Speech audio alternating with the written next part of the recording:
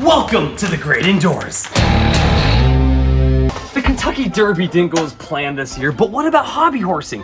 So let's talk to one of the top hobby horse riders in the world, all the way from Finland, Alisa Aarniomaki. Alisa, what are we doing? Hi Wade, I heard you need some help with hobby horsing. This is a great way to spend your quarantine. Hobby horsing, you obviously need a horse, so you need to make your own horse. Take anything you can find from your own house, like an ice hockey stick, a broom, sock. So you hold it with one hand only, take the reins in the same hand. We can go to the walking, trotting, cantering, move only with your legs. It's basically lifting your knees high, flexing from your knees and your ankles. Here we go.